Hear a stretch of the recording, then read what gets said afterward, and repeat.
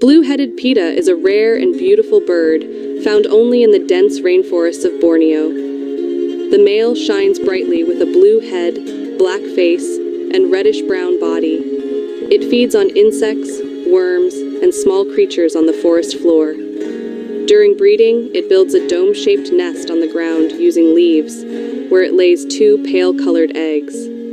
Sadly, the blue-headed pitta is now classified as vulnerable because its habitat is disappearing fast.